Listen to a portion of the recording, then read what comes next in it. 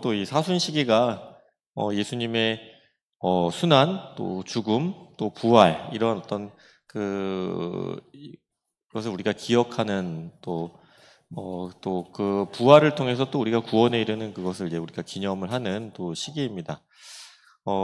사실 우리 그리스도교 신앙은 죽음을 통해서 부활에 이르게 돼 있죠. 예. 이 삶의 이 모든 과정 안에서 이 어떤 그 고통과 죽음 이러한 부분들이 부활의 영광에 이르는 하나의 그 과정 안에 이렇게 함께 이제 우리가 담겨 있습니다. 그렇지만 이제 이 세상이 점점 변하고 특히 우리나라는 엄청나게 급격한 이제 발전을 이루게 되면서 특히 물질적인 어떤 그런 발전이 이제 풍요롭게 이루어지면서 사람들의 생각들이 예전과는 굉장히 많이 이제 달라지게 되죠. 그래서 그런 것과 관련해서 특히 또 수명도 굉장히 많이 옛날보다 길어졌잖아요. 요즘 100세 시대라고 이야기를 하죠. 예, 100세 시대. 실감하시나요?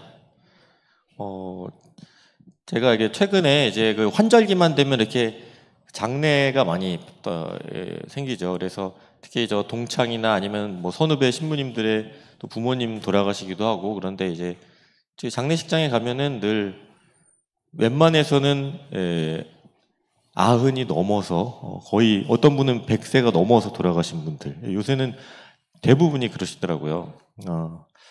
자, 이렇게 수명이 점점 길어지고 있습니다. 예. 길어지는 게 어떠십니까? 기쁘십니까? 제가 맨날 이런 얘기 할 때마다 이제 그 이야기를 하죠. 지금이 100세 시대니까 그럼 저는 얼마나 살 수 있을까 이런 거 생각을 하면 저는 개인적으로는 한 120세 살지 않을까 생각을 합니다. 예. 제가 뭐 이렇게 오만해서 이런 얘기를 하는 게 아니고 그냥 점점 이제 저 같은 경우에 어떻게 보면은 좀 이렇게 평화로운 시대에 태어나서 이렇게 잘 먹고 잘 지냈잖아요. 예. 그러니까 이제 점점 이제 수명이 길어지지 않을까 뭐 이런 생각을 하는데 이제 중요한 거는 이제 건강하게 사는 게 더 중요하겠죠. 예. 오래 사는 것도 중요하겠지만. 자, 그러다 보니까 이렇게 수명이 길어지는데 점점 우리나라 같은 경우에 또 의료가 굉장히 발달해서 점점 이제 길어지는데 한편으로는 이 인간의 생명과 건강에 대해서 지금 우리나라 같은 경우에 지금 뭐 의료 사태가 발생하면서 굉장히 여러 가지 어려움을 겪고 계시긴 하지만 지금 그런 문제가 발생하기 전까지는 우리나라는 어떻게 보면 세계에서 가장 의료 체계가 잘 돼 있는 나라고 의료 기술도 거의 뭐 세계 최고의 수준을 이제 가지고 있죠. 그래서 굉장히 이제 우리나라는 그런 의료적인 부분에서 굉장히 이제 살기 좋은 나라지만 어떻게 보면은 그럼에도 불구하고 우리가 이제 그런 어떤 고통과 죽음에 대해서는 점점 사람들의 두려움은 더 커지고 있는 것은 아닌가. 제가 첫 번당이 이제 구이동 성당이 있었어요. 구이동 성당에 이제 처음 본당으로 이제 새 신부 때 나가게 됐는데 어떤 교우분 한 분이 주일 미사를 바치던 중에 갑자기 몸 상태가 이상해지다는 걸 느끼셨나 봐요. 그래가지고 갑자기 이렇게 주저앉으셔가지고 사색이 되셨습니다. 굉장히 몸 상태가 이상해져. 그래가지고 그분을 이제 밖으로 모셔서 이렇게 그 로비에 이렇게 눕혀드렸는데 이제 제가 걱정이 돼서 이제 저도 나와가지고 이제 그 교우분들 이렇게 쳐다보고 있었는데 이제 괜찮으시냐 이렇게 물어보고 있었는데 얼굴이 이제 지금 굉장히 불안하신 거예요. 그런데 마침 저희 그 초등부 교사 중에 한 의사가 한 명 있었습니다. 네. 그 초등부 교사가 이렇게 딱 나타나가지고 그 환자를 딱 보러 왔어요. 딱 그러면서 제가 말씀을 드렸죠. 자, 이분이 한 의사라고 이렇게 딱 말씀드렸는데 그때 그 교우분의 얼굴에 갑자기 그 평화로움이 싹 이제 자리하는 걸 보면서 그래도 제가 신부인데 좀 약간 자존심이 상하기도 하고 좀 이랬던 적이 있습니다. 어쨌거나 이제 굉장히 현대 사회가 우리가 또 의료적인 거에 대한 굉장히 믿음도 강하고 또 그런 부분에 있어서 많이 의존을 하고 있지만 뭔가 이제 죽음에 대한 특히 고통에 대한 그런 태도는 조금 달라지고 있다라고 생각을 할 수 있습니다. 특별히 오늘날 이 죽음이라는 것, 또 고통이라는 것은 굉장히 우리가 피해야 될 것으로 우리가 많이 생각을 하죠. 이 루이뱅상이라는 그 이제 인류학자신데 이제 이분이 이런 얘기를 예전에 이런 얘기를 하셨죠. 1994년에 돌아가셨습니다. 그러니까 한 30년 전에 돌아가신 분인데 이분이 살아생전에 이런 얘기를 하셨어요. 인간을 존중하고 죽음을 수용하는 사회가 있다. 인간도 존중하면서 죽음도 잘 받아들이는 사회가 있다. 어디냐? 아프리카다. 대신에 이 죽음을 두려워하고 죽음이 오히려 거길 지배를 하는 그런 죽음에 오히려 사로잡혀 있는 그런 사회가 있다. 거긴 어디냐? 서구 사회, 서양 사회다. 이렇게 이야기를 했습니다. 지금 현재 우리나라는 어디에 속할까요? 아프리카에 속할까요? 서양 사회. 지금 우리나라의 모습도 어떻게 보면 서양 사회의 모습이지 않을까. 특별히 오늘날 지금은 이제 20세기니까 우리 21세기에 살고 계신데 오늘날 죽음이라는 건 굉장히 금기시되고 있지 않는가. 여러분들 소아데레사 성녀 아시죠? 소아데레사 성녀 같은 경우에는 어머니의 그 죽음뿐만이 아니라 그 굉장히 어린 나이에 관보다 키가 작았었어요. 소아데레사 성녀가. 그런데 어머니가 그때 돌아가셨죠. 어머니가 돌아가셨을 때 어머니 관 옆에서 어머니한테 작별 인사를 하는 장면이 소아데레사 성녀의 자서전을 읽어보시면 나옵니다. 그게 1900년대 초, 1910년 뭐 전후로 이렇게 있었는데 그로부터 시간이 이제 거의 100년이 넘게 흐른 지금에 와서는 아이들에게 이렇게 죽음을 보여주는 걸 굉장히 우리가 좀 꺼려하는 좀 그런 문화가 됐죠. 그래서 예전에 태릉 본당에 납골당이 들어섰죠. 그때 굉장히 지역 주민이 엄청나게 반대를 많이 하셨습니다. 그래서 그때 정축이 형님이 거기 태릉 본당 방문하셨을 때 어떤 일이 있었는지 혹시 아시나요? 계란 맞으셨어요. 계란 맞고 막 이러셨어요. 근데 지금 어떨지는 잘 모르겠습니다. 아무튼 그토록 이제 우리가 이제 죽음을 멀리하는 어떤 그런 이제 모습이 있는데 이렇게 죽음을 두려워하고 또 죽음이나 고통에 대해서 의미를 찾지 못할 때 우리에게 나타나는 두 가지 태도가 있습니다. 첫 번째는 죽음이 없는 것처럼 살아가는 것. 안 죽을 사람처럼 우리가 살아가는 거죠. 그 예전에 라틴어의 메멘토 모리라는 그런 이제 속담이 있는데 이제 그게 죽음을 기억하라. 그래서 카톨릭 그리스도교 전통 안에는 여러분들이 그 성인들 보시면은 이제 막 그 성인 그림 보면 인간 그 해골이 이게 성인 책상 위에 올려 있는 거 혹시 보신 적 있나요? 누구 해골인지 모르겠지만 그 해골을 이렇게 놓고 늘 자신의 죽음을 생각하고 기억하면서 사는 것이 그리스도교 신앙 안에 하나의 전통처럼 있었는데 오늘날에는 사실 그런 모습이 많이 사라졌죠. 저도 마찬가지입니다. 솔직히. 저희가 이제 마지막에 이제 저희가 기도를 하잖아요. 끝기도나 저녁 기도 같은 거 하시면 사실은 그때가 우리가 이렇게 잠이 들기 전에 하느님께 우리의 어떻게 보면 우리 삶을 맡기고 잠이 드는 거잖아요. 저희가 성무일도를 바치면 저희가 주님 품 안에서 이렇게 잘 잠들게 해달라고 선종하게 해달라는 기도를 바치고 잠이 들어야 되는데 기도는 그렇게 바칩니다. 이 밤을 편히 쉬게 하시고 거룩한 죽음을 맞게 하소서라고 기도를 마친 기도를 해요. 그리고 제가 침대에 들어가면 내일 뭐 하지 이 생각을 합니다. 죽을 생각을 하잖아요. 절대 죽을 생각하지 않습니다. 아, 내일은 또 이런 걸 해야지. 내일은 모레는 뭐 하지. 계속 그런 기억을 가지고 사실 이런 모습이 우리가 어떻게 보면은 마치 죽지 않을 것처럼 사는 모습이죠. 죽지 않을 것처럼 사니까 어떻게 됩니까? 늘 바쁩니다. 계속 해야 될 일만 계속 생각을 하는 거죠. 두 번째는 어떤 태도가 나오느냐? 자, 이렇게 계속 죽지 않을 것처럼 살다가 이제 갑자기 병이 들거나 죽음이 막 임박했을 때, 죽음이 닥쳐올 것 같은 그런 두려움이 들 땐, 그럼 어떤 태도가 나오느냐? 죽음이 나에게 덮치는 것이 너무 두려우니까 내가 죽음을 끌어오겠다.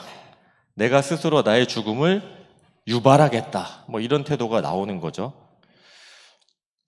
혹시 이제 이분 아시는지 모르겠어요. 이분이 이제 구달이라는 이 오스트레일리아 분입니다. 호주에 계셨던 이분이 언제 돌아가셨냐면 104세에 돌아가셨어요.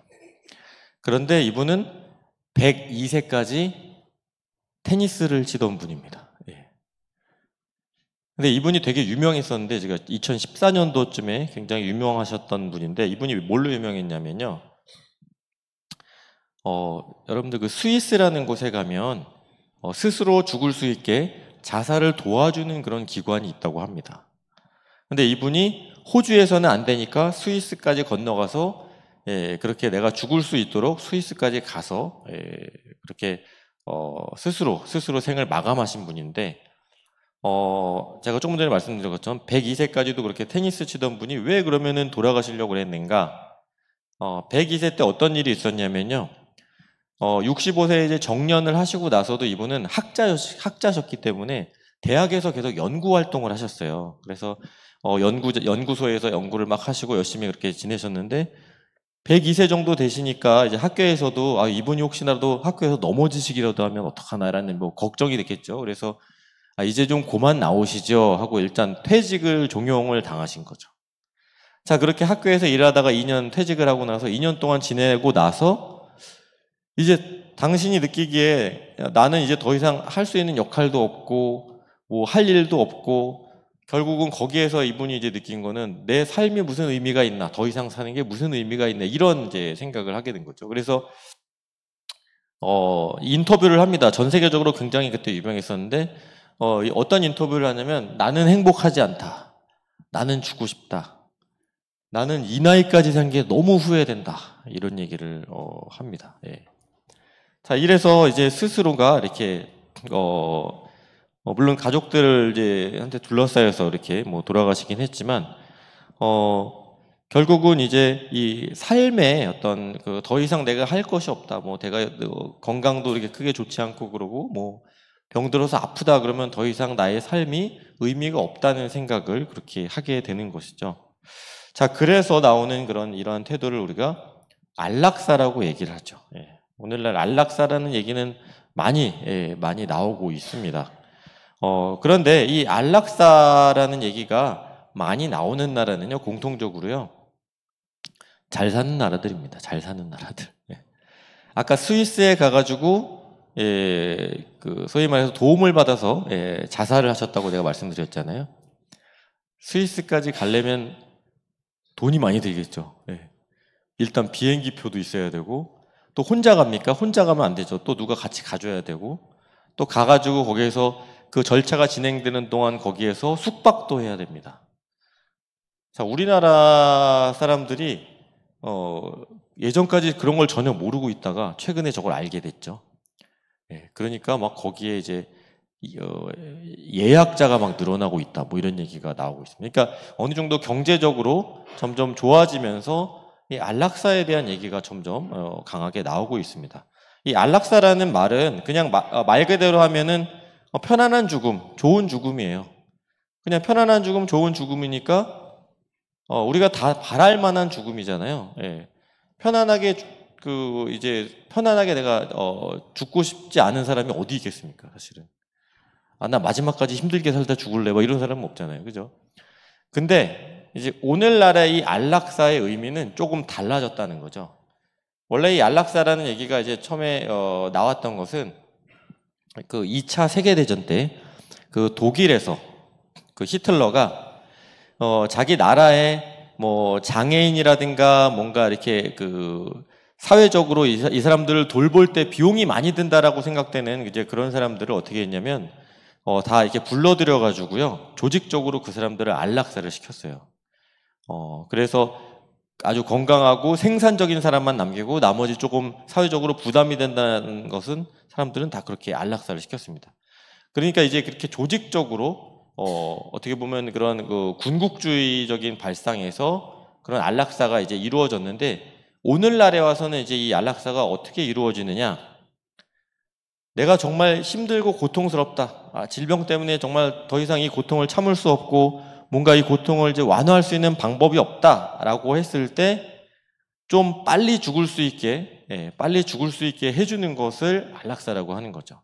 그럼 누가 빨리 죽을 수 있게 해주느냐? 의사가 빨리 죽을 수 있게 해줄 수도 있고요.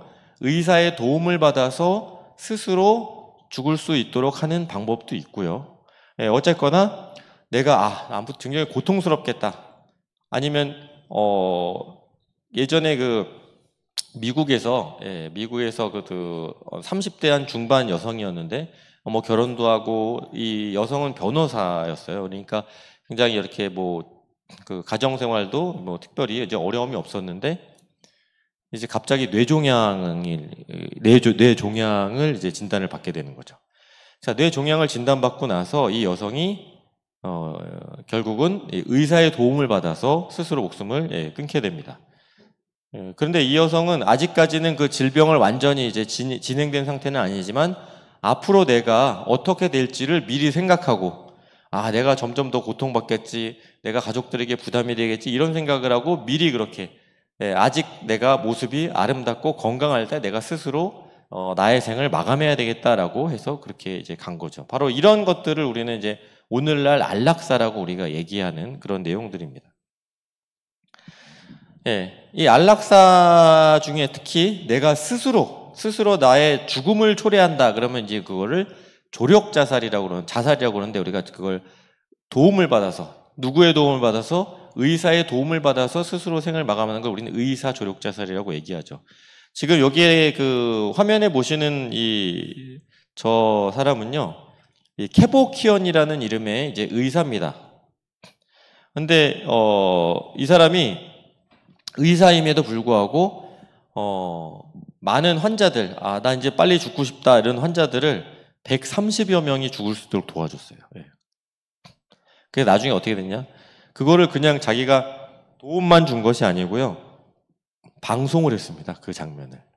그래서 이렇게 뭔가 이렇게 환자가 단추를 딱 누르면 이 주사를 통해서 안으로 이렇게 그 마취제가 들어가고 그 다음에 뭐 독약이 들어가고 이렇게 스스로 죽을 수 있게 해가지고 나중에 이제 결국은 재판을 받고 감옥에 갔다 오고 막 이러는데 미국이 70년대와 80년대에 이러한 일들이 막 발생을 하면서 막 그 사회적으로 이제 이러한 거에 대한 이제 논란이 이제 많이 이제 벌어졌던 것이죠.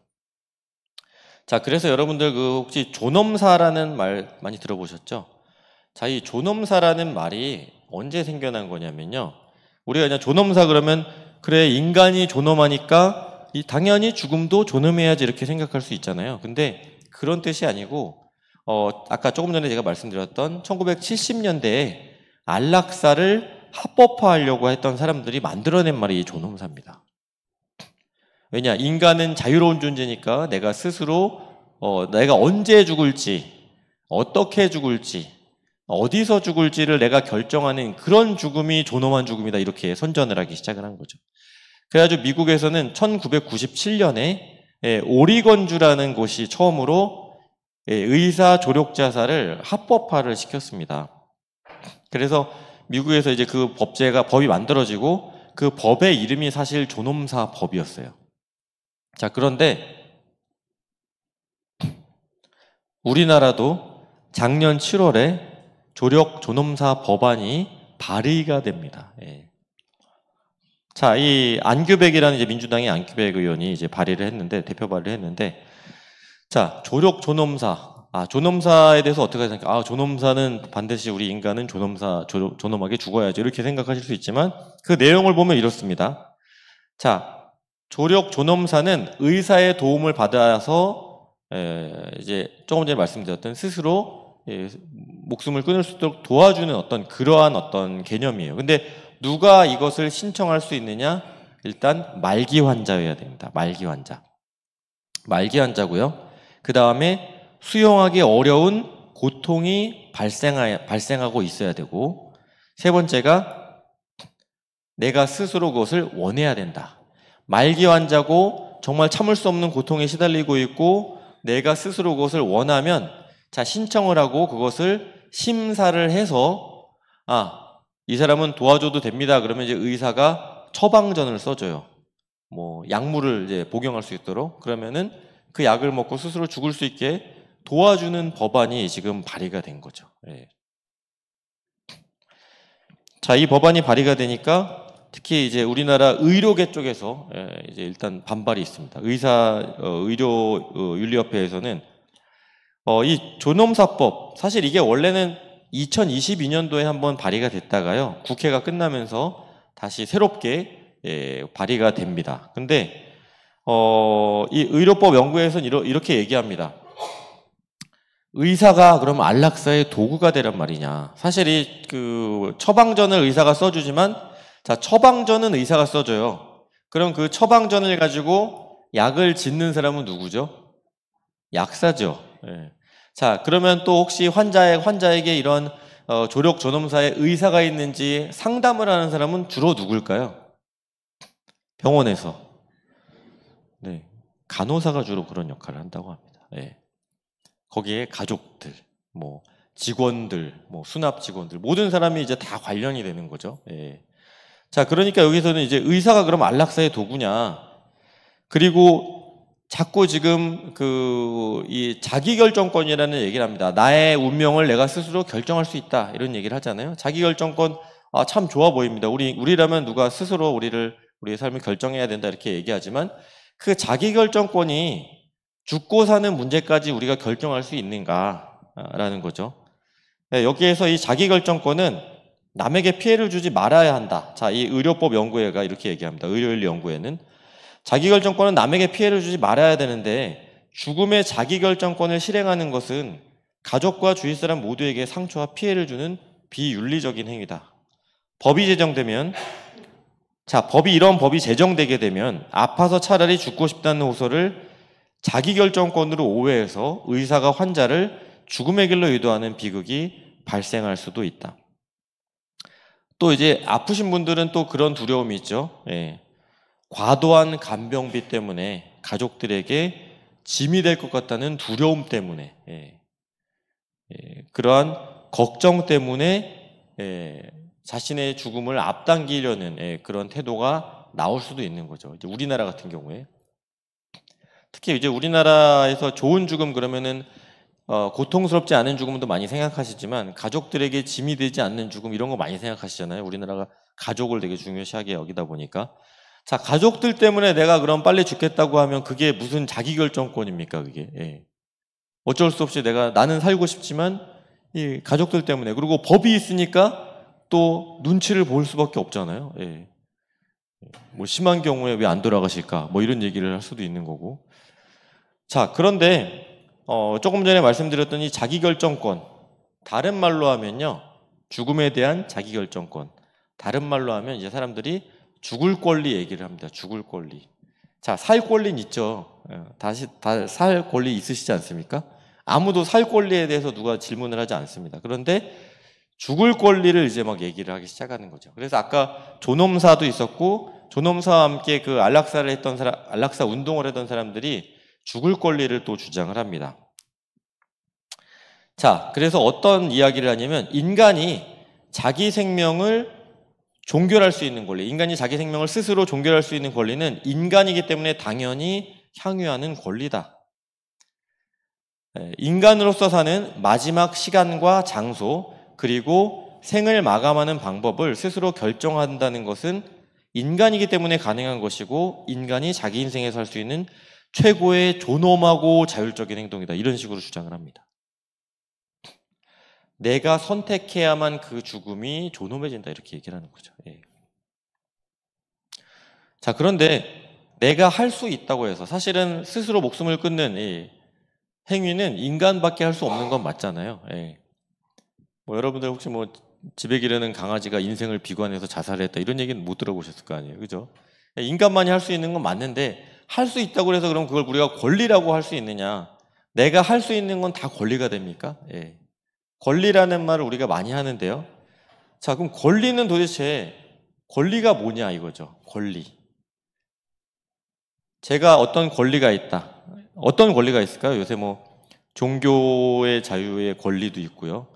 뭐 집회 결사의 자유. 뭐 내가 양심의 자유를 행사할 권리도 있고요.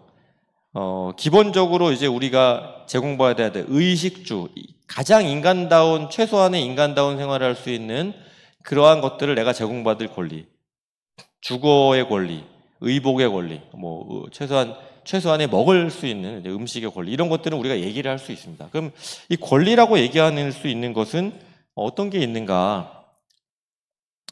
자, 담배 피시는 분들 계실 것 같은데, 예. 흡연의 권리 얘기할 수 있을까요? 네. 우리 한국 사회가 흡연의 권리를 많이 존중합니까? 네.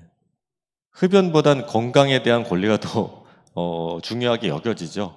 그래서 어느 순간에 막 건물 안에서도 담배를 피던 한국 사회가 이제 담배 피시는 분들은 저기 구석에 가가지고 모여서 이렇게 몰래 피셔야 되는 뭐 그런 상황이 생겼는데, 자, 이제 권리라는 거는 우리가 모든 걸 다 권리로 얘기할 수는 없습니다. 자, 권리라는 것은요, 원칙적으로 모두에게 가치가 있어야 돼요. 저한테만 중요한 게 권리가 되는 것이 아니라 저뿐만이 아니라 여러분들도 다 중요하다고 생각해야 그걸 우리가 권리라고 얘기할 수 있어요. 자, 모든 사람에게 가치 있는 것, 대표적으로 뭐가 있을까요? 가장 근본적인 권리는 생명권이죠. 생명에 대한 권리. 뭐 살아있어야 뭐 할 수 있잖아요. 살아있지 않으면 할 수 있는 게 없잖아요. 자, 생명권이 권리 중에, 기본적인 권리 중에 기본권이다. 예. 어제 유명했던 헌법재판소에서 그런 얘기를 했습니다. 어제 했던 얘기는 아니고 예전에 이제 나왔던 얘기인데, 생명권은 기본권 중에 기본권이다 라고 얘기를 합니다. 자, 생명이라는 것은 저뿐만이 아니라 여러분들한테 다 가치가 있으시죠? 예. 아닌가요? 자, 생명이라는 건 모든 사람에게 보장해 줄 수 있는 그런 겁니다. 또 하나는 권리라는 건요, 무인도에 가서 주장할 수 있는 건 아니죠. 무인도에 가가지고 내 권리를 주장해봤자 아무 의미가 없습니다. 무인도에서 그냥 하고 싶은 대로 하면 되겠죠. 권리는 이 사람 사는 관계 안에서만 가능합니다. 예. 왜냐하면 제가 어떤 권리를 주장하면, 나는 생명권이 있어, 살 권리가 있어, 그러면 여러분들은 그 권리를 존중해 줘야 되는 의무가 있는 거죠. 예. 나에게 최소한 기본적으로 인간답게 살 수 있는 걸 제공해다오 그러면 사회는 그 사람이 최소한 뭐 크든 작든 뭐 살 수 있는 집도 마련해 줘야 되고, 기본적으로 최소한의 어떤 식비도 대줘야 되고, 인간으로서 살 수 있는 아주 기본적인 것을 제공해 줘야 돼요. 그래서 권리라는 거는 내가 권리만 주장하면 되는 게 아니라 누군가의 의무가 돼서 돌아옵니다. 그럼 죽을 권리를 얘기하면, 내가 죽을 권리를 얘기하면요, 그걸 보장해 줘야 되잖아요. 다른 사람은 나를 죽일 의무가 생기는 거죠. 권리는 그런 관계의 표현입니다. 자, 그래서 죽을 권리라는 말은, 이제 우리나라는 이제 죽음에 대한 자기 결정권 이런 표현을 쓰지만, 이 죽을 권리라는 말은 굉장히 모순적인 표현이다. 왜냐하면 내가 죽게 되면 내가 할 수 있는 모든 것이 사라져 버리죠. 이 사회도, 이 사회를 구성하는 나라는 존재가 사라져 버리잖아요. 그렇기 때문에 죽음이라는 것은 하나의 사회 내지는 국가가, 자, 모든 국민들에게 이것을 보장해 줘야 된다라고 얘기할 수 없는 것이라는 거죠. 자, 오늘날 이제 죽음이라는 것은 심지어 과거에는 이 죽음을 권리로 보장했던 것이 아니라 죽음을 형벌로 내렸습니다. 형벌. 사형수들 이렇게 사회에서 이렇게 분리해가지고 완전히 고립시키는. 심지어 오늘날에는 사형제도까지 폐지해달라는 얘기가 나오고 있죠. 그래서 이 죽을 권리라는 말은 이게 성립이 되지 않는다. 누군가가 여러분들에게 나도 죽을 권리가 있어 그러면 그거 말도 안 된다. 이렇게 말씀을 하셔야 된다는 거죠. 만약에 이 죽을 권리를 사회가 인정해 준다면, 그래서 내가 스스로 나는 목숨을 끊을 수 있는 권리를 인정해다오, 조력전험사 법안을 합법화해다오 이렇게 얘기를 한다면, 자, 그것을 우리가 인정해주면, 사회적으로 인정해준다면 이제 어떤 일이 발생하는가? 자, 간단하게 말해서 만약에 스스로 목숨을 끊는 것을 우리가 묵인해준다, 사회적으로 묵인해준다. 그러면 특히 병들고 무기력해진 사람들에게, 그리고 더 나아가서 사회 전체에 굉장히 비윤리적인 영향을 끼칠 수밖에 없다. 일단 사회적으로 그래, 이 사람은 이제 뭐 병들고 고통받는 뭐 상황이니까 뭐 더 이상 살 의미가 없어 이렇게 공적으로 선포하는 게 돼버리는 거예요. 그게 법이 제정되는 순간에. 생명의 무가치함이 그냥 선포가 되는 겁니다. 자, 그리고 자살이라는 것을 환자 자신을 위해서 그리고 다른 사람들을 위해서 아주 손쉬운 해결책으로 생각을 하게 됩니다. 제가 아까 미국이 의사 조력 자살을 법제화했다고 1997년도에 미국 전체가 한 건 아닙니다. 미국에서 52개 주인가요? 미국이 52개 주로 구성되어 있는데 그 중에 한 12개 주가 이 조력 자살을 법제화했고 아직 40여 개의 주는 아직 그것을 법제화하지 않았어요. 불법입니다. 미국에서도. 자, 그런데 미국 같은 경우에 이제 그걸 이제 조력 자살, 의사 조력 자살을 법제화했는데 일단 어려운 게 뭐냐면요. 의사를 찾기가 힘들어요. 어느 의사가 와가지고 죽을 수 있게 도와주는 일을 기쁘게 하겠습니까? 예. 자, 그러다 보니까 이제 환자들이 스스로 죽을 수 있는 어떤 약물을 수소문을 하게 되고, 처음에는 이 조력자살 법안이 이제 통과가 되고 나서 특히 이제 미국의 캘리포니아 같은 데서는 어떤 일이 있었냐면, 자, 여러분들 이제 뭐 장기 요양보험이라든가 이런 거 아시죠? 이제 내가 아프면 이제 뭐 혹시 내가 이제 그 좀 말기다, 그래서 이제 죽음이 임박했다 그러면 이런 그런 보험 혜택을 통해서 우리는 호스피스 돌봄 같은 걸 받으실 수 있잖아요. 자, 호스피스가 그냥 난 죽으러 가는 거야가 아니라, 어떻게 보면은 그 마지막 그 나의 삶의 마지막 순간을 정말 인간답고 평화롭게 살 수 있도록 최대한 돌봄을 제공하는 것이 호스피스거든요. 자, 그것을 이제 지금 우리나라도 의료보험의 혜택을 통해서 그것을 보장해주고 있는데, 자, 만약에 의사조력 자살이 법제화되면 실제로 캘리포니아에서 있었던 일인데요. 자, 어떤 일이 있었냐면 의료보험의 수준이 낮아집니다. 더 이상 호스피스를 기본적으로 제공하지 않는다. 대신에 알약 하나 살 수 있는 돈은 저희가 드리겠다. 이러한 일이 이제 실제로 생겼다고 합니다. 물론 시간이 지나면서 어떻게 됐냐면요, 그 약값이 너무 비싸졌대요. 약을 구하기가 너무 어려졌다고 합니다. 자, 어쨌거나 이제 이러한 법안이 이제 법제화될 경우에 다들 이렇게 우리나라 전반적으로 많은 분들이 자꾸 이렇게 뭐 안락사라든가 뭐 조력자살이라든가 이걸 좀 법제화해달라, 그 막 힘든 시기를 그냥 그렇게 굳이 보내야 되느냐, 막 이런 생각을 가지신 분들이 자꾸 늘어나고 있긴 한데, 그렇지만 이제 그것이 법제화될 경우에 우리 사회가 어떤 문제가 발생할 것인가. 이 네덜란드 같은 경우에는 안락사를 합법화시킨 나라거든요. 2000년부터 합법화를 시켰습니다. 그런데 네덜란드 지금 어떻게 됐냐면요. 아까 조력존엄사 법안의 그 조건 중에 조력존엄사를 신청할 수 있는 사람이 참을 수 없는 고통에 시달리는 사람이라고 말씀드렸잖아요. 참을 수 없는 고통. 자, 그런데 네덜란드에서는 어떤 일이 발생하냐면요. 알코올 중독이라 난 더 이상 사는 게 의미가 없다. 이 사람도 안락사를 시킵니다. 정신적인 고통도 다 안락사 허용 사유가 됩니다. 심지어 어디까지 되냐면요. 저는 삶을 충분히 살았습니다. 이제 나의 삶은 여기까지. 저는 뭐 지금까지 만족스럽게 보람있게 살았으니까 나의 삶은 여기서 이미 충분히 완성이 됐으니까 난 지금 이제 세상을 떠나겠다. 이러한 것까지 지금 법제화해달라라는 얘기가 나오고 있다는 거죠. 그래서 그러한 법이 생겨나면 뭐 엄격하게 우리가 관리하겠다 막 이렇게 얘기를 하지만 실제로는 안 그렇다는 거죠. 특히 우리나라 같은 경우에 이 자살률이 얼마나 높습니까? 한국의 이 자살률은 정말 굉장히 이제 걱정스러운 이제 그런 상황인데, 그런 상황에 그것을 합법화시키면 어떤 일이 발생할지 정말 실로 좀 끔찍한 수밖에 없습니다. 자, 그렇다면 우리는 인간의 생명에 대해서 어떤 관점을 가져야 되는가? 아까 좀 말씀드렸죠. 생명은 기본권 중에 기본권이다. 자, 모든 인간 활동에 이 사회적 공존에 우리가 함께 살아가기 위한 가장 근본적인 조건이 생명이라는 거죠.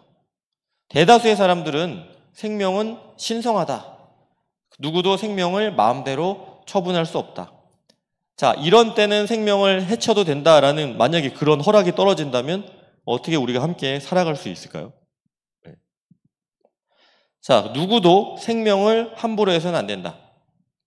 심지어 뭐 누가 사람을 죽였다. 반드시 법에 의한 처벌을 받습니다. 우리가 서울에 있는 사람이 만약에 서울에서 뭐 누군가가 이렇게 사람을 죽였다. 그러면 그것이 부산에 있는 사람이랑 상관이 없잖아요. 그렇지만 국가에서는 반드시 그것을 처벌합니다. 엄격하게 처벌을 하죠. 그만큼 생명이라는 건 굉장히 중요하다. 자, 우리 그리스도교인들에게 있어서 생명은 어떤 것입니까? 생명은 네, 여러분들의 생명은 누가 주셨어요? 네, 부모님이 주셨어요. 네. 네. 우리는 생명을 하느님의 선물이라고 얘기합니다. 예. 선물이라는 얘기 들어보셨죠? 자, 여러분들 선물 주고 받으십니까? 자, 그런데 이제 누가 질문을 해요. 생명이 하느님의 선물이라고? 그럼 나한테 완전히 준 거잖아.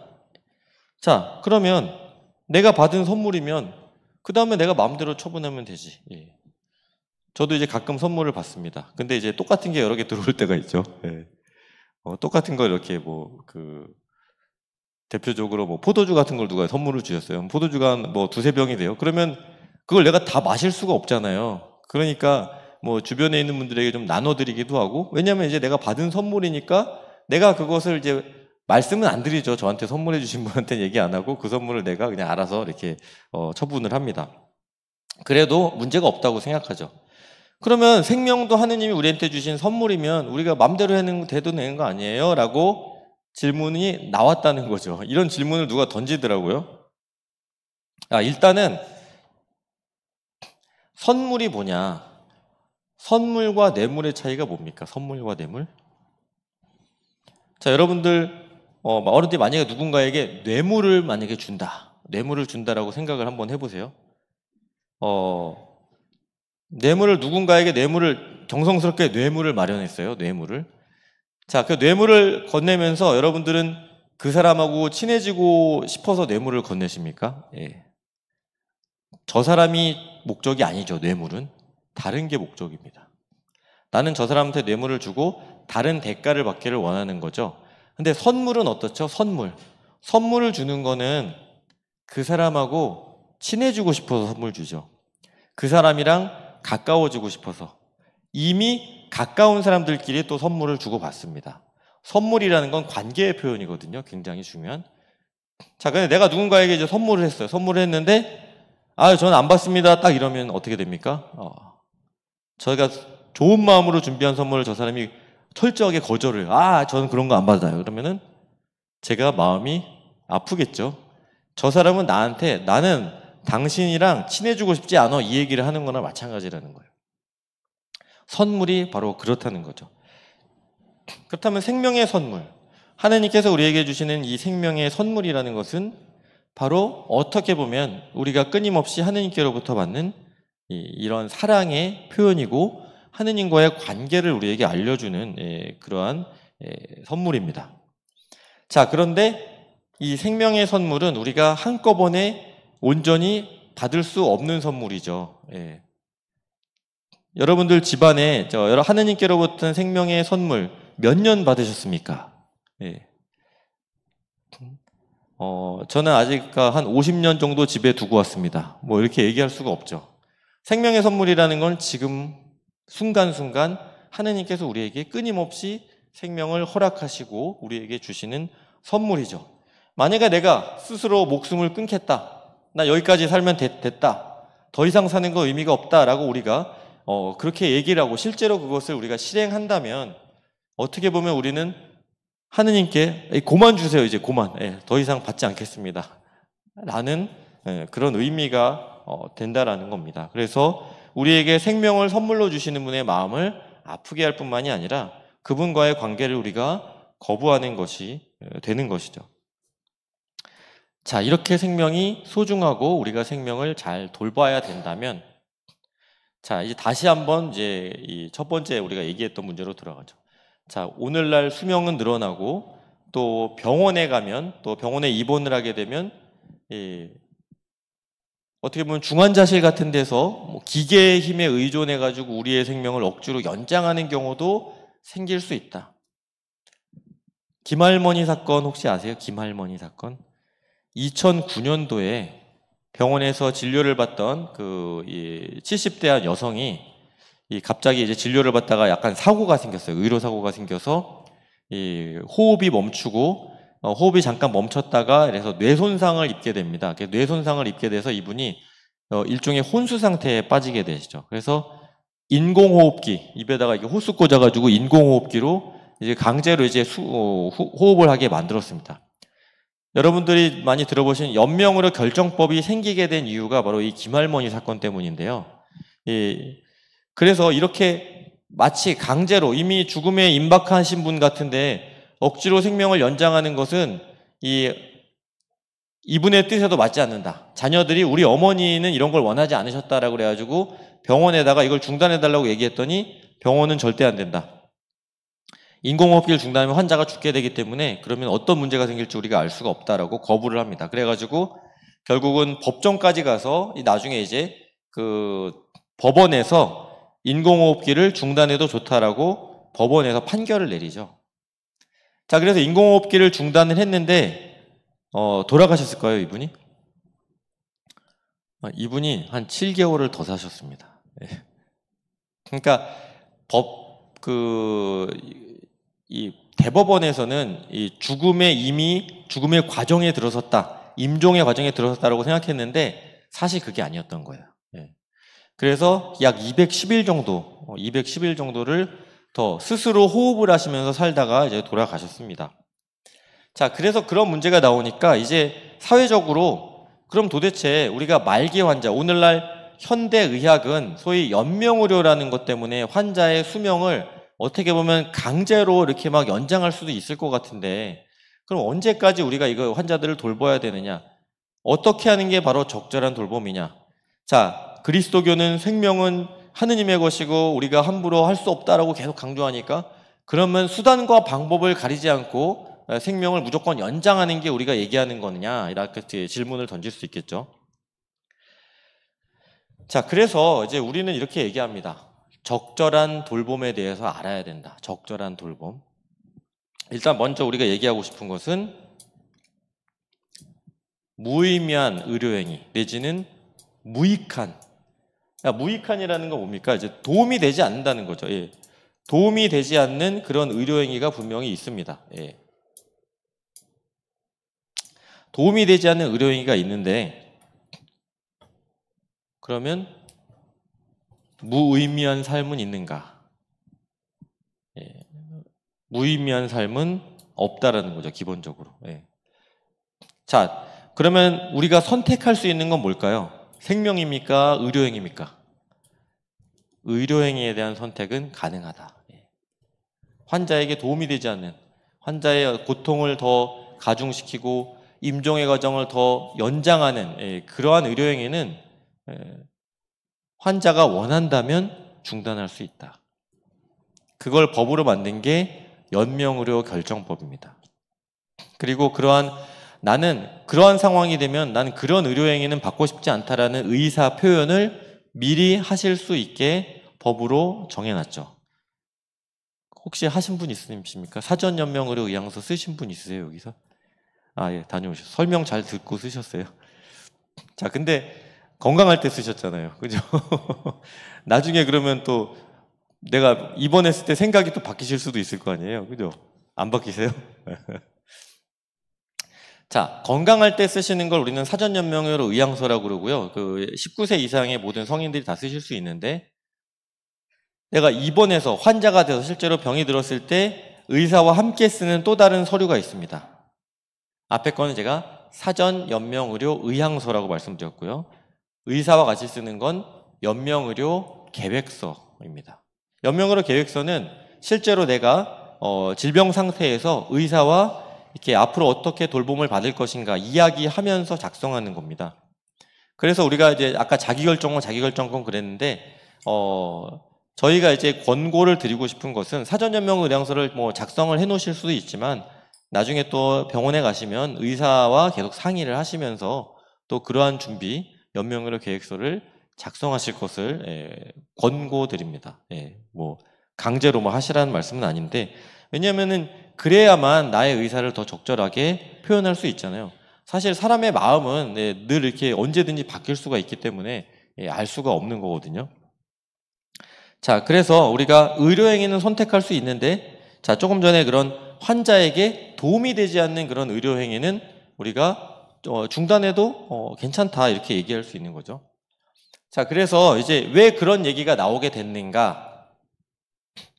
자, 뭐 통상적 수단, 예외적 수단, 뭐 균형적 수단, 불균형적 수단. 자, 이런 얘기를 카톨릭 교회에서 의료 윤리를 가르치면서 하는 얘기인데요.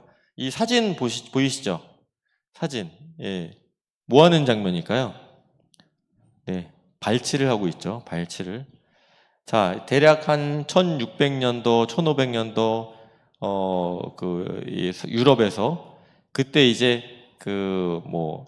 수술도 가능해지고 외과술도 발달하고 해부학도 발달하고 그래서 이런 이를 뽑는 그런 의사들도 등장하고 막 이랬습니다. 근데 문제는 뭐냐면 마취 기술이 없었어요. 예. 예. 수술을 하면 어떻게 합니까? 그냥 생사를 그냥 잘라야죠. 예. 다리를 절단해야 돼요. 이게 썩어 들어가요. 막 파상풍 걸렸어요. 그러면 그냥 잘라야 돼요. 그런 고통스러운 수술을 받다가 성인이 되신 유명한 분이 있습니다. 예. 이냐시오 로욜라 성인. 예. 이냐시오 성인은 원래 기사가 되고 싶으셨는데 전쟁터에서 이제 다리에 총알을 맞게 되시죠. 그러니까 다리 수술을 받았습니다. 수술을 받았는데요. 다리가 한쪽이 짧아졌어요. 자, 그러니까 이분이 나 앞으로 기사로 성공할 사람인데 다리가 이렇게 한쪽이 짧으면 어떡하냐. 다리를 다시 맞춰달라. 다시 수술을 받습니다, 이분이. 네. 엄청난 분이죠. 네. 그리고 그렇게 수술을 받다가 이분은 하느님을 만나서 예, 완전히 인생이 바뀌게 되는 거죠. 예. 그래서 이분은 이제 더 이상 기사의 삶을 꿈꾸지 않고 이제 위대한 성인이 되셨는데, 자, 문제가 이제 아무튼, 자, 만약에 여러분들이 다리가 한쪽 다리가 막 썩어 들어가요. 예, 막 병에 걸려서. 자, 마취 안 하고 다리를 자르실 수 있는 분 한번 손 들어 보세요. 네. 자, 그런데 그냥 놔두면 어떻게 됩니까? 돌아가십니다. 네, 돌아가셔요. 죽을 수 있어요. 자, 죽을 수 있는데 나는 도저히 못 참겠다. 난 도저히 수술 못 받겠다. 다들 그런 마음이시죠. 그러면 여러분들은 자살이라는 큰 죄를 범하는 겁니다. 라고 얘기할 수 있나요? 네. 당시에 이런 질문이 실제로 있었다는 얘기죠. 네. 자, 너무 고통스러운데 아니면 너무 비싼 약을 써야지 내가 살 수 있는데 그러면 그걸 내가 못하겠다고 그러면 저는 그러면은 큰 죄를 짓는 겁니까? 라는 질문을 그리스도교 신자들이 했던 거예요. 자, 그러니까 이런 윤리를 연구하던 사람들이 뭐라고 얘기하냐면 너무 고통스러운, 우리가 도저히 참을 수 없는 그런 고통스러운 치료는 받지 않아도 된다. 그것을 예외적 수단이라고 했겠다. 굉장히 예외적인 거다. 여기에는 여러 가지가 있습니다. 너무 지나치게 고통스러운 수술도 있고 지나치게 힘든 처치도 있고요. 그 다음에 예전에 이제 중세 시대니까 자, 여성이 남자 의사한테 몸을 보여야 되는 경우들이 있잖아요. 요새는 막 그걸 가지고 특히 우리가 생각은 안 하지만 당시만 해도 특히 처녀가 남자 의사에게 자신의 몸에 어떤 치부를 드러내야 된다. 그런데 도저히 나는 그걸 부끄러워서 도저히 못하겠다. 혐오스러워서 못하겠다라고 하는 것도 당시에는 인정이 됐어요. 예.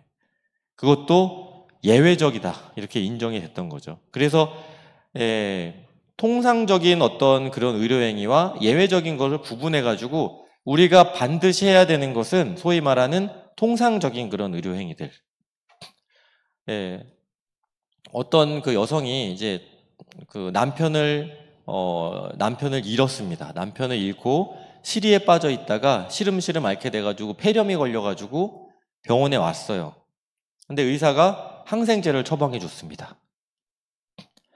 항생제 먹으면 나을 수 있는데 이 부인은 저는 그냥 빨리 남편을 만나러 가고 싶습니다. 이렇게 얘기를 하는 거예요. 자, 이 항생제는 어떤 수단입니까? 예외적 수단입니까? 아니면 통상적 수단입니까? 예. 자, 이런 경우에는 통상적 수단이죠. 예. 충분히 나을 수 있지만 이 환자가 스스로 그걸 거부하는 거, 이러한 부분은 우리가 인정할 수 없다. 그런데 밑에는 이제 균형적, 불균형적 이런 말이 있어요. 요거는 조금 위에 것만 가지고는 얘기할 수가 없으니까. 예전엔 그래서 수술은 무조건 예외적이다 그랬는데 오늘날엔 마취가 발달을 했기 때문에 자, 맹장 수술 같은 거는 그냥 여러분들이 봤는데 크게 어려움이 없다고 하지요. 예. 물론 무서워서 안 받으시는 분, 너무 공포스럽다, 뭐 이렇게 한다면 막 설득을 해야 되겠지만, 자, 그래서 이제 균형적 치료라는 말이 나왔어요. 균형적 치료. 자, 균형적 치료가 뭐냐? 치료에 따르는 고통이나 부담 혹은 노력이 환자에게, 그러한 어떤 노력이라든가 고통이라든가 부담이라든가 이런 치료의 그런 것들이 환자에게 가져다 줄 효과 내지는 이익보다 더 크면 불균형적인 게 되고요. 효과가 더 크면 균형적인 치료가 됩니다. 굉장히 고령의 어떤 환자분이 있어요. 고령의 환자분인데, 암이 걸리셨어요. 암이 걸리셨는데, 이제 그 수술을 받으시면 뭐 한 일주일 정도 더 연장하실 수 있습니다. 이러한 치료의 경우에는 사실은 이거는 불균형적이다. 왜냐하면 오히려 수술이 환자에게 더 부담이 될 수 있겠죠. 수술이. 그래서 이제 그렇게 부담이 더 클 때, 고통이라든가 부담이라든가 이런 노력이 이익보다 더 클 때, 굉장히 힘든 처치를 했는데 별로 효과가 별로 없는 거다. 그러면 그런 건 우리는 불균형적인 그런 치료다, 이렇게 얘기를 합니다. 자, 그러한 것들은 우리가 무조건 해야 된다, 이렇게 얘기할 수가 없는 거죠. 자, 또 하나는요, 영양분과 수분을 공급해 주는 것. 일종의 음식과 물을 주시는 건데요. 자, 이런 것들은 어떠냐? 자, 이러한 것들은 웬만해서는 마지막까지 제공되어야 된다. 이런 걸 갑자기 중단하면 안 됩니다. 영양 공급을 중단하는 것은 그 환자가 굶어 죽게 만드는 거니까. 그런데 이제 거의 죽음에 임박하신 분들, 이제 더 이상 소화나 이런 것들이 안 되시는 단계라면 그런 분들한테 영양 공급하라는 얘기를 하는 건 아니에요. 그런데 자꾸 이제 스스로가 삶을 어떻게 보면은 좀 비관을 하시거나 이래서 어떤 자꾸 음식을 멀리 하시거나 아니면 그런 것들을 못하게 하시는 그런 경우들을 우리가 얘기를 하는 거죠. 특히 통증을 잘 돌봐 주는 것. 자, 우리 인간이 원죄를 지어서 어떤 벌을 받습니까? 원죄를 지어서 남자들은 어떤 벌을 받으셨나요? 어떤 벌을 받으셨나요? 그냥 직장 생활하느라 너무 힘드셨죠? 여자들은 어떤 벌을 받으셨나요? 네, 산고의 고통을 받으셨죠? 그러니까, 자, 마취가 발명이 되고 나서, 마취제가 발명이 되고 나서, 진통제가 만들어지고 나서 카톨릭 신자 의사들이 교황님한테 물어봐요. 이거 마취제 안 써도 되냐고. 왜냐면 우리는 고통을 받아야 되는 거 아닙니까? 라고 물어봐요. 그러니까 그때 교황님이, 아니, 고통을 받아야 되는 게 아니라고. 특히 돌아가시는 분들 최대한 고통을 덜어주려고 노력해야 된다. 그래야 하느님과의 만남을 잘 준비할 수 있다. 예전에 제가 같은 본당에 있던 어떤 수녀님께서 아버지가 이렇게 돌아가시는 과정인데, 아니, 진통제를 안 놔드렸다는 거예요. 근데 아버지가 잘 견디고 돌아가셨다고 했는데, 약간 수녀님께서 약간 보석해야 된다고 생각하시고 그랬는지 모르겠는데, 네, 그렇게 생각하시면 안 됩니다, 여러분들. 최대한 고통을 덜어주시고 생애 말기를 잘 이렇게 보내실 수 있도록 우리가 도와드려야 된다. 때때로 고통이 완화가 안 될 때 진통제를 많이 쓰다 보면 어떤 경우가 생기냐면 의식을 잃어버리는 경우도 생기겠죠. 자, 그럴 때는 몇 가지 조건이 있습니다. 우리가 환자의 의식을 그냥 떨어뜨리면 안 돼요. 우리의 인간의 의식을 그냥 떨어뜨리면 안 되는데, 일단은 다른 방법이 없을 때, 다른 방법으로 고통을 완화할 수가 없을 때, 환자도 본인도 동의를 했을 때, 그 다음에 가족들에 대해서도, 자, 이 진통제를 이만큼 쓰게 되면 환자의 의식이 떨어질 수 있습니다 라는 정보가 제공이 돼야 되고요. 그리고 안락사의 의도는 없어야 됩니다. 실제로 이런 일이 현장에서 일어날 수 있잖아요. 과도한 양의 진통제를 투약해가지고 환자의 수명을 의도적으로 단축하는 경우가 있을 수 있다. 그렇지만 통증을 이렇게 줄이다 보니까 점점 용량이 늘어나서 이제 좀 의식이 떨어지거나 좀 이렇게 수명이 좀 단축되는 경우가 생길 수 있는데 그거는 안락사는 아니고요. 환자의 고통을 덜어주기 위해서 하다 보니까 이제 그런 일이 생길 수 있는 거죠. 근데 내가 작정하고 환자의 수명을 단축하겠다 이렇게 하면 안 된다라는 얘기고요. 자, 그리고 환자가 의식이 떨어지기 전에 내가 해야 될 어떻게 보면 도덕적인 의무, 종교적인 의무, 뭐 예를 들자면 뭐 돌아가시기 전에 저는 뭔가 척을 진 친척들, 친구들과 화해하고 싶습니다. 그러면 이제 그런 일들을 다 마무리하시고 뭐 병자성사도 받으시고 뭐 고해성사도 받으시고 제가요 그 첩본당에 있을 때 병자성사 때문에 지금 병원에를 여러 번 간 적이 있어요. 근데 되게 안타까웠던 게 뭐냐면 이미 의식이 이미 떨어진 다음에 저를 부르세요. 그래서 막 이제 그래도 이제 귀가 이제 살아 계시다고 하니까 이제 귀에다 속삭이면서 이렇게 성사를 집행을 하긴 했습니다. 그렇지만 그래도 의식이 있을 때 이렇게 예전에 여러분들 지금도 병자성사를 종부성사로 생각하십니까? 예전에 우리 교우분들은요 병자성사를 받으면 무조건 죽어야 되는 줄 아셨어요. 병자성사는 병자가 받는 성사입니다. 여러분들이 뭐 아프면 누구나 신청할 수 있는 게 병자성사예요. 그 성사에도 있잖아요. 기름을 발라서 환자를 회복시키라는 그런 성사입니다. 그런데 이제 그 너무 아프시면 돌아가실 수도 있죠. 돌아가실 때는 이제 노자성체도 영해드리고 마지막 가는 길에 하느님과의 만남을 잘 준비할 수 있도록 도와드리기도 합니다. 자, 그런 것들이 다 끝났다면 환자의 의식을 떨어뜨리는 그런 처치도 가능하다. 이렇게 저희는 얘기하고 있습니다. 자, 이 돌봄이라는 게 이제 요즘에 많이 이제 얘기가 되죠. 이 돌봄. 일단 왜 우리는 돌봄이 필요한가? 내가 누군가를 돌봐야 되고 또 나도 역시 돌봄을 받아야 되는 사람입니다. 자, 우리의 생명이 중요하다면 우리는 우리의 생명과 건강을 잘 돌봐야 될 의무가 있죠. 근데 내가 아프면 어떡합니까? 아프면 돌봄을 청해야 될 의무가 있습니다, 여러분들. 아유, 부담될까봐, 아유, 미안해서 이러실 필요가 전혀 없어요. 돌봄을 요청할 의무가 있으십니다. 안 되면. 왜냐하면 우리는 누구나 다 아플 수 있고 누구나 다 이 약한 육체를 가지고 있잖아요. 가끔씩은 아무리 돌보고 노력을 했는데도 환자가 점점 더 이렇게 안 좋아지는 그런 상황이 있습니다. 자, 그럴 때 과연 우리가 맨날 인간의 생명이 존엄하다고 얘기하는데 정말 인간 생명이 존엄할까라는 의문. 중환자실 같은 데 가면 막 기계에 이렇게 막 다 사람이 묶여 있어요. 저렇게 사는 삶이 무슨 의미가 있을까 이런 생각이 들 수는 있습니다. 그렇지만 우리 삶의 의미라는 것, 우리 삶의 의미라는 것은 우리가 만든 것도 아니고 우리가 삶의 의미를 거기다가 스스로 부여하는 것도 아닙니다. 우리의 삶의 의미는요, 발견하는 겁니다. 발견하는 거.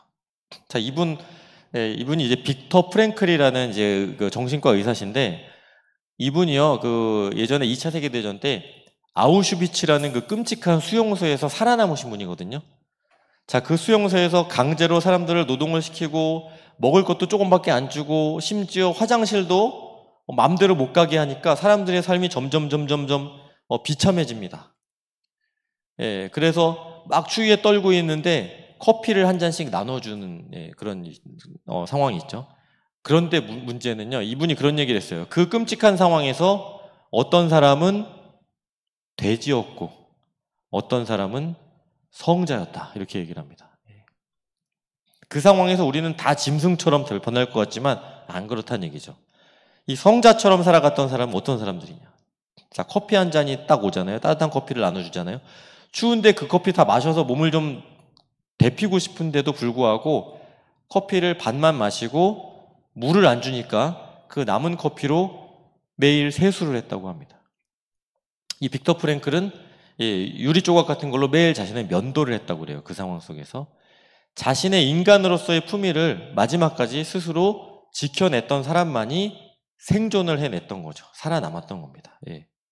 희망이라는 게 굉장히 중요한데 빅터 프랭클은 우리 인간의 삶은 분명히 의미가 있고 그 의미를 우리가 발견할 수 있어야 된다. 그리고 의사들, 간호사들, 병원에서 사람을 돌보는 분들의 역할, 단지 병을 치료하는 것만이 아니고요. 질병과 고통 속에 있는 환자들의 삶이 의미가 있다는 것을 알려주는 것, 그 의미를 전달해 주는 게 의사들의 역할이라는 거죠.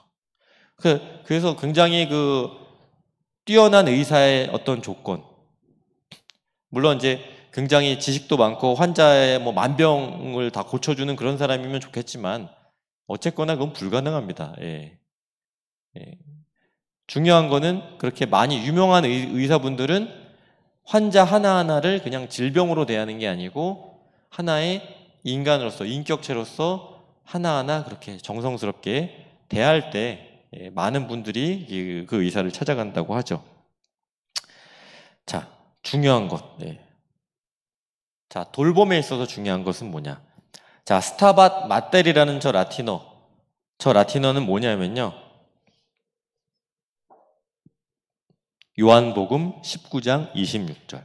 어머니께서 곁에 계셨다. 어디에 계셨다고요? 십자가 곁에 계셨다. 성모님의 역할이 뭘까요? 저 때. 자, 아드님이 극심한 고통에 시달리고 계시는 상황이죠. 십자가형이라는 극악의 형벌을 받고 계시는 상황인데 그 옆에서 끝까지 굉장히 강인한 어머니시죠. 끝까지 버티십니다. 왜 거기서 그렇게 견디셨을까? 자, 어머니께서는 아드님 곁에서 마지막까지 아드님과 함께 하셨던 거죠. 곁에 머무셨다. 자, 착한 사마리아인이라는 프란치스코 교황님의 문헌을 보면, 자, 병원에서도 마찬가지입니다. 병원에서도 환자 곁에 많은 사람들이 함께 있어요. 환자 곁에 간호사도 있고 직원도 있고 간병인도 있고 가족도 있고 많은 사람들이 있지만 환자를 위해서 곁에 함께 머무는 사람은 많지 않다라는 거죠. 성모님께서는 예수님의 마지막 순간에 예수님을 위해서 저기에 머물러 계셨다. 함께 머문다는 거. 이게 함께 머문다는 거는 아무것도 아닌 것 같지만 그 사람을 위해서 함께 머문다는 거. 이게 돌봄에 있어서 굉장히 중요한 본질이라고 얘기합니다. 그리고 그 함께 머문다는 것은 어떻게 보면 그 사람의 고통을 내가 함께 느끼는 연민의 마음이죠. 자, 컴패션이라고 이제 영어로 이제 연민이라는 이 말은 함께 겪는다, 함께 고통받는다라는 뜻입니다. 베네딕토 16세 교황님께서 그런 말씀을 하셨어요. 하느님께서는 하느님이시니까 고통받으실 수는 없지만 함께 고통받으실 수 있다. 그래서 인간이 되어 오셔서 우리와 함께 이렇게 고통을 받으십니다. 그리고 이 고통이라는 것은 누구 하나만의 일이 아니잖아요. 우리 모두가 피할 수 없는 게 바로 이 고통입니다.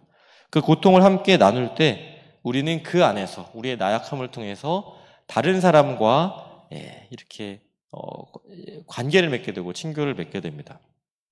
제가 아는 어떤 수사님께서 허리가 너무 아프니까 병원에 가셨는데 병원에서 아무리 치료를 받아도 허리 통증이 사라지지 않는 거예요. 심지어 어떤 생각까지 드셨냐면 수도원 옥상에 올라가서 그냥 뛰어내릴까 이 생각까지 하셨다 그러더라고요. 그러면서 이제 그분이 하는 얘기가 뭐라 그러냐면 이게 우리가 남의 고통을 이해한다고 그렇게 쉽게 얘기하는 게 아니다. 결국 사람은 자기가 겪어본 만큼만 이해할 수 있다. 근데 다른 말로 하면 뭐냐면 저희가 고통을 겪고 아픔을 겪어봤을 때 우리는 그런 사람들에게 더 다가갈 수 있고 그런 사람들과 더 통교를 나눌 수 있다. 친교를 나눌 수 있다라는 얘기가 되는 거죠.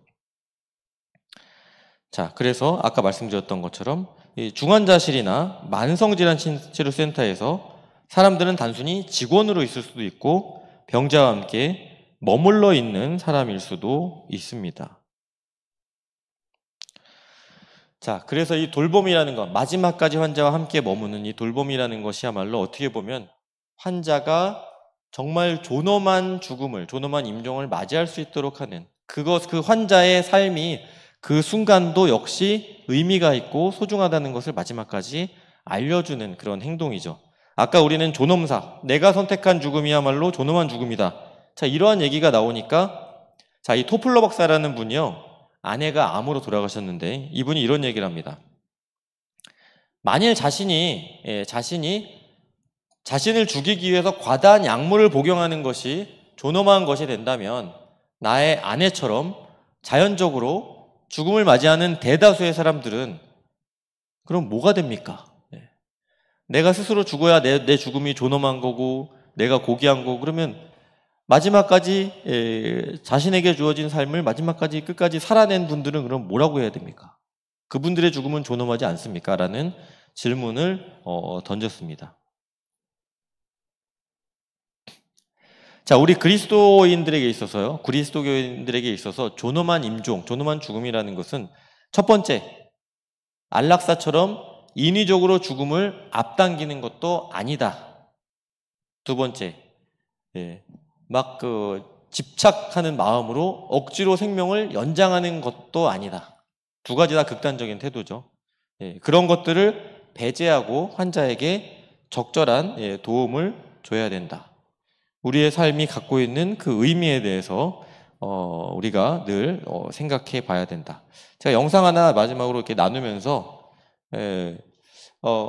오늘날 건강하고 내가 돈도 많고 가진 것이 많아야 내 삶이 의미가 있고 내가 늘 즐거워야 의미가 있고 우리가 이렇게 생각하는 그런 현대 사회에 물론 이제 많은 분들이 또 잘 이렇게 그렇게 살아가고 계시지만 그냥 여러분들도 아는 분이면서 한번 나누고 싶은 그런 영상이라서 한번 보여드리고 싶었습니다.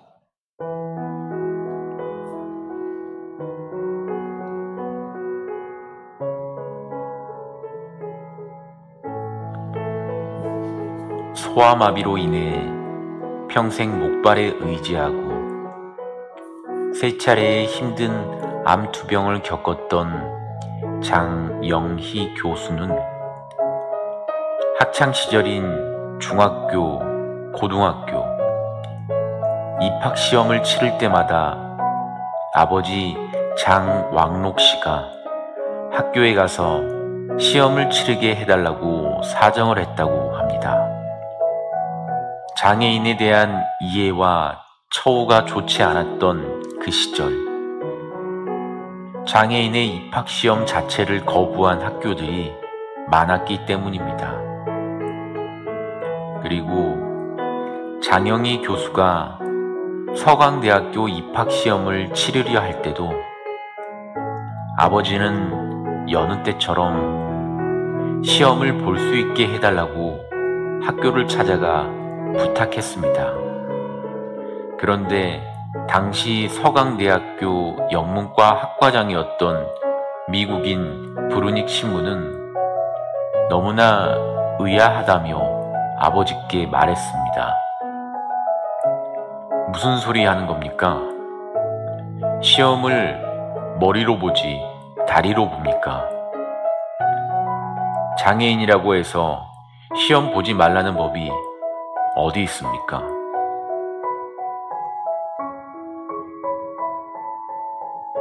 내가 살아보니까 사람들은 남의 삶에 그다지 관심이 많지 않다.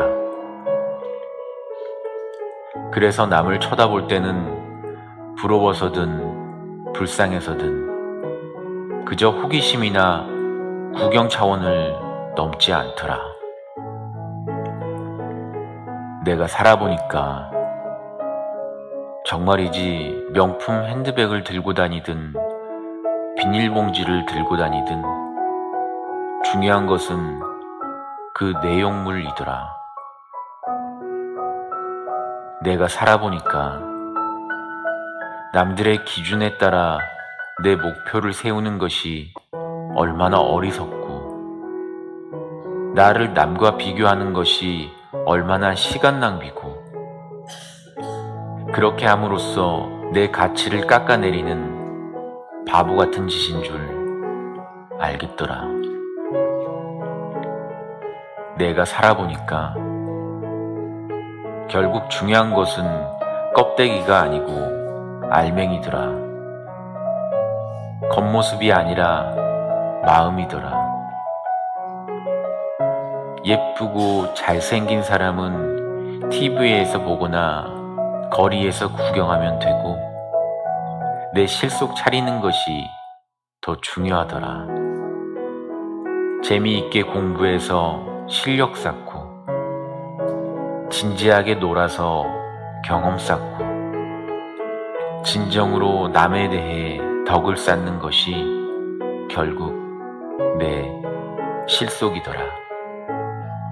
내가 살아보니까 내가 주는 친절과 사랑은 믿지는 적이 없더라. 소중한 사람을 만나는 것은 1시간이 걸리고, 그를 사랑하게 되는 것은 하루가 걸리지만,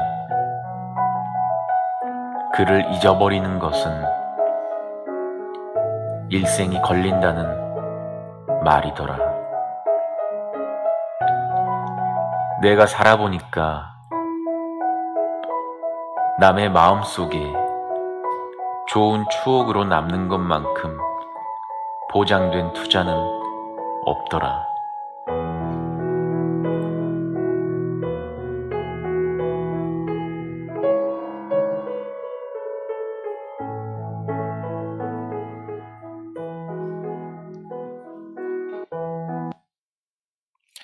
예, 우리가 이 생애 말기에 우리의 삶이 그 자체로 의미가 있다. 이런 말씀도 드렸고, 또 이런 자신의 삶을 끝까지 이렇게 가치 있게 소중하게 살아갔던 분의 이야기도 보았습니다. 특별히 이제 마지막으로 좀 드리고 싶은 말씀은, 이제 생애 말기라는 것, 특히 이제 그리스도교 신앙을 갖고 있는 우리에게 특히 이 기간, 생애 말기, 임종의 과정은 바로 새로운 삶으로 넘어가는 것이죠. 근데 새로운 삶으로 넘어간다, 사후의 삶을 얘기한다, 그거는 그냥 맹목적인 믿음일 뿐이야 라고 우리가 생각할 수 있지만 사실 그렇지 않죠. 특히 굉장히 어떻게 보면 우리가 삶을 살아가면서 여러분들 불의한 경험도 당하시고 억울한 일도 당하시잖아요. 그런데 그것을 다, 그 모든 정의가 다 실현됩니까? 이 지상에서. 예. 특별히 지금 제가 소녀상을 여기다 올려놨는데, 위안부로 가서 이렇게 착취를 당하셨던 그 많은 분들이 제대로 사과도 못 받고 많이 돌아가셨죠. 그러면 우리가 생각을 합니다. 도대체 저런 분들은 왜 저렇게 그냥 살다가 돌아가셔야만 하는가? 도저히 우리가 받아들이기가 어렵다. 왜냐하면 우린 인간이기 때문에 그렇습니다. 자, 우리가 사후에 대해서 생각한다는 것은 굉장히 인간이기 때문에 합리적인 그런 판단이라는 것이죠.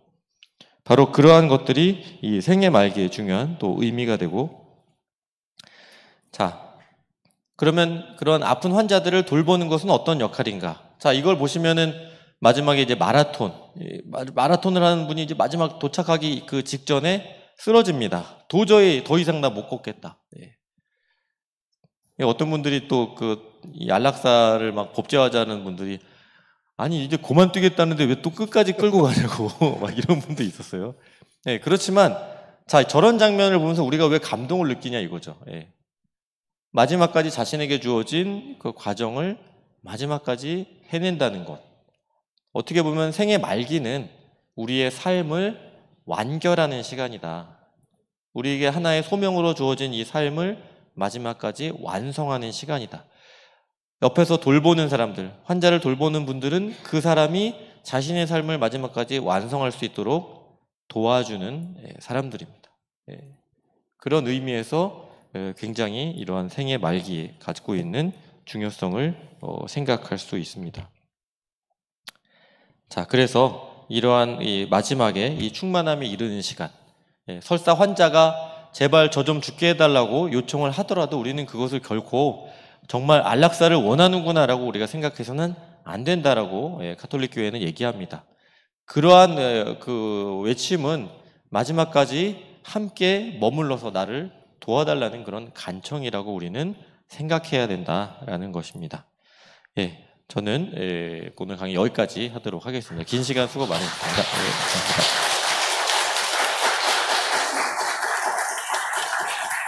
네, 다시금 긴 시간 또 마지막까지 잘 들어주신 우리 교우 여러분들께도 감사드립니다. 예쁜 마음 잘 가져가시고 사순기간 동안 은총 많이 받으시면 좋겠습니다. 마무리하면서 신부님 강복 청하고 이렇게 마무리하도록 하겠습니다. 신부님 강복 좀 부탁드리겠습니다.